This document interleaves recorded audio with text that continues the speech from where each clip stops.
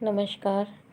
आज हम टैक्सोनॉमी में फैमिली पढ़ने के पहले हमको ये टैक्सोनॉमिक टर्मिनोलॉजी पढ़ना ज़रूरी होता है, क्योंकि ये शब्दावली जो है ये प्रत्येक उसकी पोजीशन, प्रत्येक संरचना के लिए अलग अलग प्रकार की शब्दावली का इस्तेमाल किया जाता है।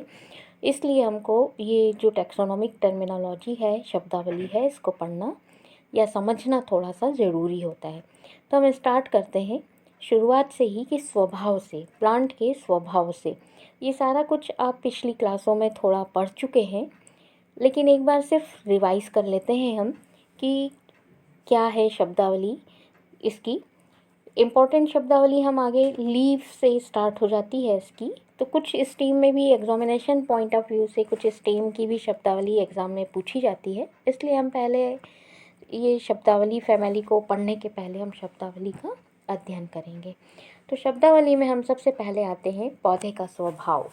तो स्वभाव किसी भी चीज़ के शरीर की आकृति को, मतलब उसकी जो अभिलक्षणिक संरचना है और उसकी शरीर की जो आकृति है, उसके स्वभाव को, आकृति को हम स्वभाव कहते हैं। तो ये स्वभाव हमको प्लांट्स में कुछ इस तरह से दिखाई देते हैं। मुख्य रूप से हमको जो स्वभाव दिखाई देते हैं, हैबिट्स जो है वो 3 तरह की पादपों में दिखाई देती है: हर्ब, श्रब और ट्री।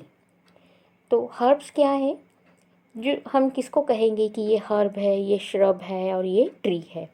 तो हर्ब क्या है कि अकाष्ठीय पौधा होता है, जो या मतलब जिनका स्टेम बहुत ही नाजुक, सॉफ्ट और नाजुक सा होता है, और ये एक वर्षीय या द्विवर्षीय हो सकता है, और जिसका वायवीय भाग लघुजीवी होता है।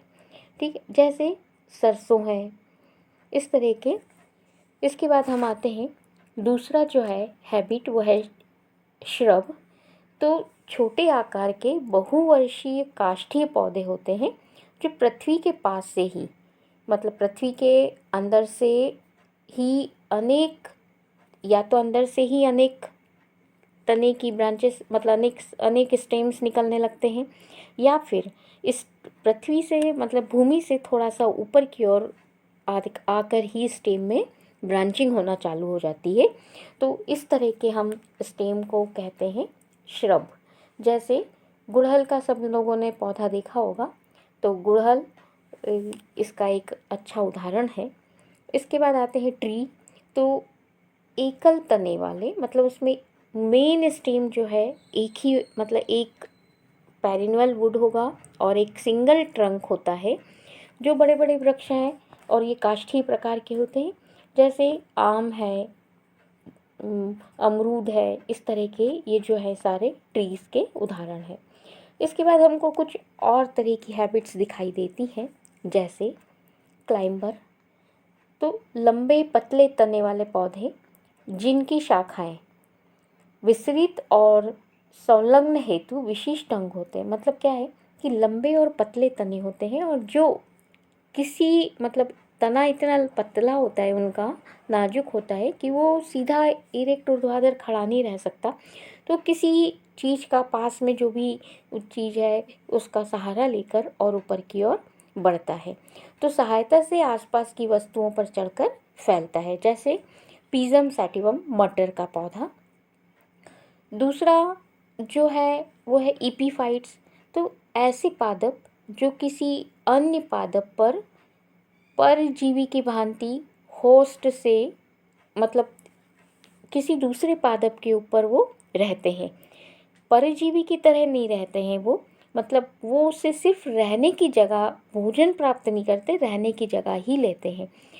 और इनकी जो जड़ें होती है वो नीचे, पादप से नीचे की तरफ लटकी हुई होती हैं, जो कि हाइग्रोस्कोपिक प्रकार की होती हैं, जो इन्वायरमेंट की नमी को अवशोषित करती हैं। पानी के लिए ये इन्वायरमेंट की नमी को अवशोषित करती हैं, जैसे कसकूटा। अगला जो प्रकार है वो है सेप्रोफाइट।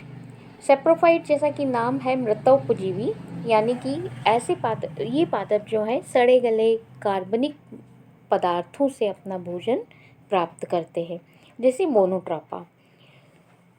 इंसेक्टिवोरस प्लांट्स, ऐसे पौधे जो कीटों को पकड़ते हैं, और उनके प्रोटीन का भोजन के रूप में उपयोग करते हैं।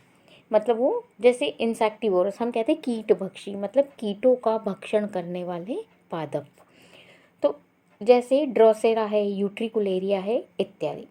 सिम्बायोंट, इसका एक सबसे अच्छा एग्जाम्पल आप लोगों ने फर्स्ट ईयर में पढ़ा है, लाइकेन, कि दो लिविंग ऑर्गेनिज्म आपस में एक दूसरे के लाभ के लिए इस प्रकार साथ में रहते हैं कि हमको एक ही जीवधारी प्रतीत होता है। जैसे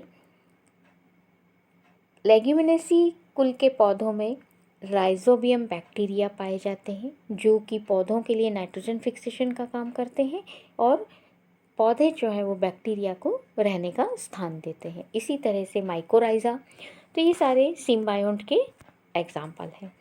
अब इसके बाद आते हैं हम, ये तो हो गई हैबिट की बात, तो इतनी तरह की हैबिट प्लांट्स में हमको दिखाई दे सकती है। इसके बाद आते हैं हम मूल, रूट किस प्रकार की होती है। रूट जो कि बीज के रेडिकल से विकसित होने वाला भाग, जो कि पृथ्वी के मतलब गुरुत्वाकर्षण बल की तरफ वृद्धि करता है, पृथ्वी की ओर बढ़ता है, उस भाग को हम रूट कहते हैं। और ये मुख्यतः दो प्रकार की होती है, जैसा आप लोग सभी जानते हैं। यहाँ पर आप ये दो प्रकार की रूट्स हैं, टेप रूट और एडवेंटिशियस रूट। ये यहाँ पर आप चित्र में देख सकते हैं, ये तो है, ये टेप रूट है और ये एडवेंटिशियस रूट है। तो टेप रूट जो है वो रेडिकल से डेवलप होती है और नीचे भूमि की गहराइयों में जाती है और उससे एक मुख्य जो जड़ है उससे सेकेंडरी और टर्शरी और कई सारी रूट्स इस तरह से निकलती है, कई सारी लैटरल रूट्स निकलती हैं। दूसरी जो जड़ हम कह रहे हैं एडवेंटिशियस रूट्स हैं। ये एडवेंटिशियस रूट्स जो रेडिकल के अतिरिक्त पौधे के किसी भी भाग से, जैसे नोड है, जैसे शुगर केन में, गन्ने में आप लोगों ने देखा कि नोड से ही पत्तियां निकलती हैं। तो इस तरह से ये नोड मतलब रेडिकल से डेवलप नहीं होती है और किसी भी पर्व संधि से डेवलप हो सकती हैं, जैसे कि पान है। तो इस तरह से ये हमको दो तरह की जड़ें दिखाई दे सकती हैं। यहाँ पर हैबिट में आप देख सकते हैं, ये जो है ये एपीफाइट्स हैं, ये जो कस्कूटा जो टोटल पैरासाइट हैं। इसके बाद हम आते हैं, ये पैरासिटिक प्लांट्स हैं, फिर सेप्रोफाइट्स हैं, ये सेप्रोफाइट्स हैं और ये इंसेक्टिवोरस प्लांट्स हैं। अब हम आते हैं स्टेम। स्टेम का डिटेल स्ट्रक्चर, हम स्टेम का यदि डिस्क्रिप्शन हमको करना होगा किसी भी प्लांट का, तो हम उसको किस प्रकार से करते हैं स्टेम का। तो स्वभाव से स्टेम हम किसको कहते हैं कि प्लूमुल से जो डेवलप हुआ भाग है वो स्टेम कहलाता है और पौधे का मुख्य अक्ष जिस पर पत्तियां और पुष्प लगते हैं। ये मुख्य रूप से हमको दो प्रकार का दिखाई दे सकता है, हैबिट उसकी दो प्रकार की दिखाई दे सकती है, एक हर्बेशियस और दूसरी वुडी। मतलब एक तो अकाष्ठीय और दूसरी काष्ठीय। तो जैसे वृक्ष और झाड़ियाँ जो है वो हमको काष्ठीय प्रकृति की दिखाई देती हैं। अब स्टेम कितने प्रकार के हमको दिखाई दे सकते हैं, तो मुख्य रूप से हमको तीन प्रकार के स्टेम, वायवीय, एरियल, अंडरग्राउंड और स्पेशल टाइप के स्टेम्स दिखाई दे सकते हैं। अब यदि वायवीय तने हैं तो वायवीय तनों में हमको और आगे यदि हम देखें तो इरेक्ट और दूसरा जो है वो वीक तना। तो जो इरेक्ट प्रकार के तने हैं मतलब ऊर्ध्वशीर्षी, जो ज़मीन से ऊपर उठते हैं, इरेक्ट खड़े रहते हैं, ऊपर की तरफ वृद्धि करते हैं, वो इरेक्ट प्रकार के तने कहलाते हैं। तो ये जो इरेक्ट प्रकार के जो तने हैं एरियल प्रकार में आते हैं, मतलब कि पृथ्वी के ऊपर वायु में रहते हैं, वो ऊर्ध्वशीर्षी तने होते हैं। और ये ऊर्ध्वशीर्षी इरेक्ट तने जो हैं वो हमको ये सीधे, अब ये कितने तरह के हो सकते हैं, कॉडेक्स, सबसे पहले हम आते हैं कॉडेक्स प्रकार का स्टेम। तो कॉडेक्स प्रकार के स्टेम के अंदर जो ये अशाखित, दृढ़ और बेलनाकार और सीधा तना होता है, जिस पर पत्तियों के गिरने से स्कार हमको दिखाई देते हैं। मतलब अशाखित सीधा एक बेलनाकार तना सीधा सीधा ऊपर की तरफ वृद्धि करता जाता है और जिसके ऊपर पत्तियां लगती हैं और पत्तियों के गिरने के चिन्ह हमको दिखाई देते हैं, जो बाद में चिन्ह के रूप में हमको दिखाई देते हैं, जिसको हम एग्जाम्पल है इसका पाम। फिर क्लम एक जॉइंटेड तना होता है जिसकी नोट्स ठोस होती हैं और इंटर नोट्स जो होती हैं वो खोखली होती हैं, जैसा कि बांस। फिर स्केप प्रकार का, तो ये भूमिगत तना होता है और भूमिगत तने से विकसित ऐसी शाखाएं होती हैं जिस पर फूल लगते हैं। प्याज हम लोग सभी जानते हैं, जो कि भूमिगत स्टेम का एक मॉडिफिकेशन है, बल्ब का एक मॉडिफिकेशन है और उसमें ऊपर की तरफ फिर पत्तियां निकलती हैं। एक्स करंट जब मुख्य अक्ष निरंतर वृद्धि करता है और पार्श्व शाखाएं जो हैं वो नियमित रूप से निकलकर वृक्ष को, मतलब लेटरल ब्रांचेस जितनी भी है वो नियमित रूप से, मेन एक्सिस निरंतर वृद्धि करता रहेगा और उसी के साथ में लेटरल ब्रांचेस भी निकल के उसको एक कॉनिकल शेप दे देती हैं, जैसे पॉलीएंथिया लॉन्गिफोलिया या कैज्यूराइना। इनमें हमको इस तरह का स्टेम दिखाई देता है। फिर डेलिक्विसेंट जब पार्श्व शाखाएं लेटरल ब्रांचेस जो मेन स्टेम है, मेन एक्सिस जो है स्टेम का, लेटरल ब्रांचेस मेन एक्सिस से अधिक वृद्धि कर लेती हैं, तो वृक्ष जिससे क्या होगा एक विस्तृत रूप धारण कर लेता है और वो वृक्ष जो है वो गोलाकार आकृति का हो जाता है, लगभग जैसे मैंगो है, टिक है इत्यादि। अब दूसरा प्रकार जो है वो दुर्बल प्रकार के, वीक प्रकार के जो स्टेम है इन इरेक्ट तनों में, तो वीक प्रकार के स्टेम में तो ऐसा तना जो अपने को सीधी खड़ी स्थिति में साधे रखने में असमर्थ है, मतलब वो ऊर्ध्वाधर सीधा खड़ा नहीं रह सकता है। ऐसे तने जो हैं, ऐसे स्टेम जो हैं वो वीक स्टेम के अंतर्गत आते हैं और वीक स्टेम में हमको कुछ अलग प्रकार के दिखाई देते हैं, जैसे कि ट्रेलिंग स्टैंड, फिर क्रीपिंग स्टैंड और क्लाइंबिंग स्टेम। क्रीपिंग तलसर्पी ट्रेलिंग स्टेम जो है वो ट्रेलिंग स्टेम हमको और 2-3 तरह के दिखाई देते हैं।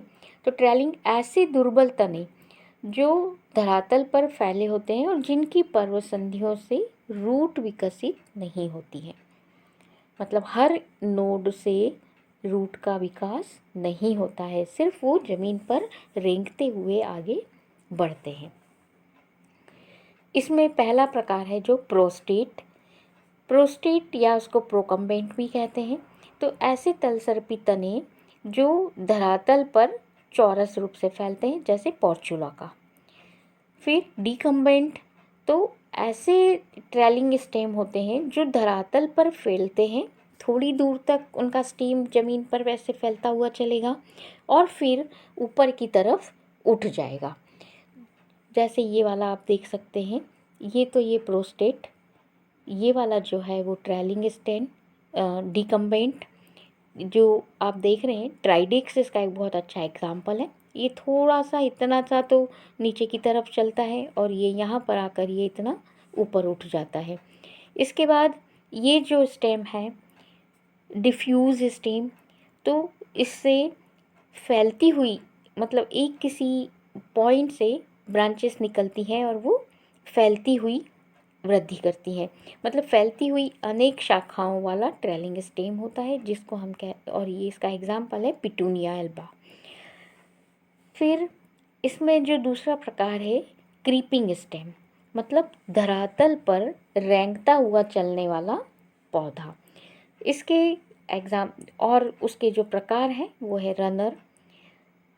तो रनर जो स्टेम है वो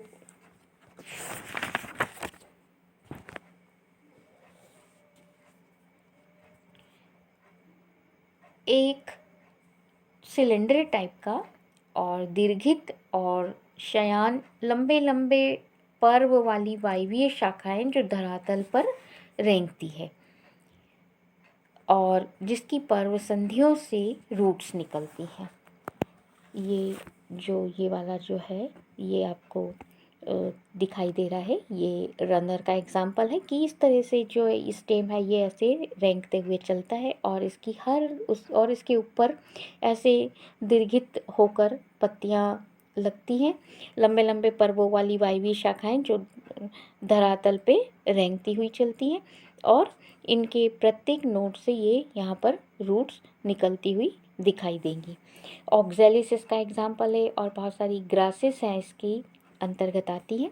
स्टोलन एक लंबा और क्षैतिज तना होता है जो धरातल से नीचे या धरातल पर रहता है और अपने शीर्ष से एक नए पौधे को जन्म देता है, जैसे ड्रेसिना। ये वाला जो एग्जाम्पल है वो इसी का है। फिर दूसरा जो है वो ऑफसेट। तो यहाँ पर छोटी क्षैतिज शाखाएं कुछ मोटी और शयान शाखा जिसके शिखर पे ऊपर की ओर पत्तियां जो है वो गुच्छे के रूप में लगती हैं। ये जो शाखा है ये यहाँ पर पत्तियां ये गुच्छे में लगती है। जैसे इकॉर्निया आप लोगों ने देखा होगा जो जलकुंभी के नाम से फेमस है, उसमें आपने देखा पत्तियां ऐसी गुच्छे में लगती है और नीचे की ओर छोटी छोटी सी रूट्स निकली हुई होती हैं गुच्छे के रूप में। तो ये तो हो गए सारे। एक और सकर प्रकार का होता है जो ये यहाँ पर आपको दिखाई दे रहा है, ये सकर है। रेंगने वाला तना है जो अपने भूमिगत भाग से विकसित होता है, परंतु ऊपर की ओर जाके ये तिरछा बढ़ता है और लीफ शूट या नया पौधा बनाता है, जैसे क्राइसेंथेमम, गुलदाउदी जिसको कहते हैं वो। इसके बाद आते हैं हम आरोही तने। तो जैसा हम पहले कह रहे हैं कि आरोही हम किसको कहते हैं, क्लाइंबिंग पौधे, जो एक दुर्बल पतला सा नाजुक डेलिकेट सा तना होता है और कुछ विशेष मतलब पास की किसी भी वस्तु को सहारों से संलग्न होके या उससे सहारा लेके ऊपर की ओर बढ़ता है। तो क्लाइंबर में हमको कई तरह के क्लाइंबर्स दिखाई देते हैं, जैसे रूटलेट क्लाइंबर मतलब आरोही तना जो पर्व संधियों से निकली हुई मूलिकाओं के द्वारा ऊपर चढ़ता है, जैसे पोथोस है, पान है। ठीक, उसके बाद जो हुक क्लाइंबर हैं कि उनके अंदर हुक जैसी संरचनाओं से ये ऊपर की तरफ, इनमें हुक जैसी संरचनाओं का निर्माण होता है। ये वाला जो है ये हुक क्लाइंबर है, ये वाला जो है रूटलेट क्लाइंबर है। तो हुक जैसी संरचनाओं का ये यहाँ पर निर्माण हो रहा है और इनकी सहायता से ये ऊपर बढ़ते हैं, जैसे बोगनवेलिया। फिर टेंड्रिल क्लाइंबर, तो जैसे कुकुरबिटेसी फैमिली के अंतर्गत आने वाले पादप, इनके अंदर टेंड्रिल्स का फॉर्मेशन होता है। कुछ इस तरह से कुंडलित संरचनाओं का निर्माण होता है और ये कुंडलित संरचनाओं से ये सहारा लेते हैं और ऊपर की तरफ बढ़ते हैं। तो लंबी पतली और पर्णहीन कुंडलित संरचनाएं होती हैं जिन्हें हम टेंड्रिल कहते हैं। फिर लीफ क्लाइंबर, लीफ पत्ती के जो पर्णवृंत होते हैं या शीर्ष उसकी पत्तियों के शीर्ष की सहायता से ये ऊपर चढ़ने वाला तना होता है, जैसे क्लीमैटिस। ये जो पादप है ये लीफ क्लाइंबर है। इसके बाद आते हैं हम ट्वीनर। ये वाले जो है ये ट्वीनर हैं। तो ये ट्वीनर कैसे हैं, एक लंबा कृश और शाखित तना जो स्वयं ही सहारे को चारों ओर से लपेट लेता है। ये यहाँ पर आप देख रहे हैं ये लपेटा हुआ है, ये यहाँ पर इसमें ये इस तरह से लपेटा हुआ है। तो ये जो है ये खुद सहारे से लिपट कर ऊपर की तरफ वृद्धि करता है, इसलिए इसको हम कहते हैं ट्वीनर। फिर कठलताएं, ये एक लंबा और काष्ठीय तना होता है, लंबा और काष्ठीय तना होता है और इसके अंदर बहुवर्षीय वल्लरी या बाहुनिया ऐसे प्लांट्स आते हैं इसके अंतर्गत। इसके बाद आते हैं हम भूमिगत तने। तो भूमिगत तना एक ऐसे तने जो पृथ्वी के अंदर रह के और भोजन संग्रह का कार्य करते हैं और चिरकालिता का कार्य करते हैं, जैसे आलू। इसके बाद जो इसके प्रकार है भूमिगत तने के, rhizome, tuber, bulb, corm. Rhizome जो है वो ऐसी क्षैतिज भूमि का तना है जिसमें पर्व और पर्व संधियाँ होती हैं और पर्व संधियों पर बर्ड्स और स्केल्स भी पाए जाते हैं और भोजन संग्रहण के कारण ये मोटा हो जाता है, जैसे अदरक, हल्दी। फिर ट्यूबर, भूमिगत तना ये बहुत ही फूला हुआ भाग होता है इसका। भोजन संग्रह के कारण ये बहुत ही फूल जाता है और इसके पार्श्व में और शिखर पे कलिकाएँ होती हैं, जैसे आलू। बल्ब, ये भी एक रिड्यूस्ड प्रकार का भूमिगत तना होता है जो मांसल और फूली हुई पत्तियों के आधार पर बना हुआ होता है। जैसा हम सभी जानते हैं कि प्याज जो है वो ज़मीन में अंदर की तरफ लगता है और उसके ऊपर कई सारी पत्तियाँ निकली हुई होती हैं, प्याज, लहसुन। फिर कॉर्म, तो गठीला और मोटा भूमिगत तना होता है और पृथ्वी के अंदर वर्टिकल डायरेक्शन में वृद्धि करता है, जैसे ग्लैडियोलस। फिर कुछ स्पेशल टाइप के स्टेम हमको दिखाई दे सकते हैं इन सब के अलावा से। तो स्पेशल टाइप के जैसे फिलोक्लेड और क्लेडोड, ये कुछ मॉडिफिकेशन है। तो ये मॉडिफिकेशन कैसा है, इसके अंदर हरे रंग का चपटा और ये यहाँ पर आप देखेंगे चपटा और गोलाकार मांसल तना होता है, फ्लैशी स्टेम होता है, जैसे कि ये ओपनशिया में आप देख सकते हैं। ये इसमें पत्तियां जो है बहुत ही रिड्यूस्ड अवस्था में होती हैं। स्टेम मोटा हो जाता है, चपटा हो जाता है, ग्रीन कलर का होता है और पत्तियां रिड्यूस्ड अवस्था में हो जाती हैं या कांटों में रूपांतरित हो जाती हैं। और इनके अंदर जो है कई सारे इंटरनोड्स और नोड्स होते हैं। इसके बाद जो यूफोरबिया है, ये भी इसी का एग्जाम्पल है, ओपनशिया, यूफोरबिया। फिर क्लेडोड, इसके अंदर एक या दो ही नोड्स होते हैं, जैसे एस्पेरेगस है, और इसमें इंटरनोड होते हैं और एस्पेरेगस में एक इंटरनोड होता है और रस्कस में दो होते हैं। जैसे ये देखते हैं अपन, ये वाला जो एग्जाम्पल है वो इसी का एग्जाम्पल है कि इसके अंदर ये फिलोक्लेड, इसमें केवल मतलब जो फिलोक्लेड है उसके अंदर एक या दो पर्व ही पाए जाते हैं। इसके बाद जो है वो एक्सटर्नल मॉर्फोलॉजी किस प्रकार की होती है। तो एक्सटर्नल मॉर्फोलॉजी में हमको बाह्य आकारी की मतलब तो दो प्रकार से हमको दिखाई देती है कि बाहर से देखने में हमको स्टेम किस तरह से दिखाई दे रहा है, बेलनाकार दिखाई दे रहा है या एंगुलर टाइप का कोई कोणीय तरह का दिखाई दे रहा है। तो उसके आधार पर हम इसको अलग अलग प्रकार के अलग अलग नाम देते हैं। जैसे यदि बेलनाकार दिखाई देता है तो ये सिलिंड्रिकल हो गया। यदि हमको चौकोर स्टेम दिखाई देता है, कुछ एंगुलर टाइप का दिखाई देता है, तो वो उस तरह का हम कहेंगे, जैसे क्वाड्रेंगुलर कहेंगे, इसको कहेंगे एंगुलर टाइप का। फिर यहाँ पर फिर हमको दो तरह के और दिखाई देंगे स्टेम। एक अंदर से सॉलिड होगा पूरी तरह से, तो उसको हम सॉलिड लिखते हैं, और मतलब जो इंटरनोड्स होते हैं वो सॉलिड होते हैं और कुछ में इंटरनोड्स जो है वो खोखले होते हैं, तो उसको हम लिखते हैं फिस्चुलर टाइप का, जैसे बांस में दिखाई देता है। तो ये इस तरह का होता है। अब इसके बाद हम आते हैं उनके अंदर शाखन किस तरह का।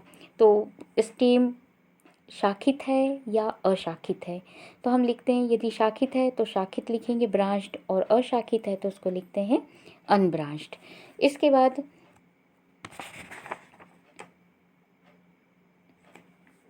एक चीज़ और रह जाती है इसके बाद कि यदि कुछ स्टेम ऐसे होते हैं जिनके अंदर हमको कलर, ये कुछ हेयर लाइक स्ट्रक्चर्स ऊपर दिखाई देते हैं, रोमिल कहते हैं हम इसको, ग्लैब्रस स्टेम कहते हैं, जैसे कि गेंदा टेजेट्रस इरिक्टा, इसके तने के ऊपर छोटे छोटे से रोम की तरह स्टेम पाया जाता, सॉरी रोम नहीं होते हैं, अरोमिल स्टेम होता है, जैसे गेंदा। कुछ तने ऐसे होते हैं जैसे सोलेनम, उसके ऊपर कुछ हेयर लाइक स्ट्रक्चर पाए जाते हैं जिसको हम कहते हैं हेयरी तना। और इसके बाद कलर ऑफ स्टीम, तो कुछ के अंदर अलग तरह का, वैसे जनरली ग्रीन या ब्राउन कलर का स्टीम होता है, लेकिन कुछ में हमको उसका कलर अलग प्रकार का दिखाई दे सकता है, रेडिश भी दिखाई दे सकता है, तो वो कलर हम मेंशन करते हैं। और इसके अलावा से यदि कोई स्पेशल कैरेक्टर हमको दिखाई देता है तो वो हम मेंशन करते हैं। धन्यवाद।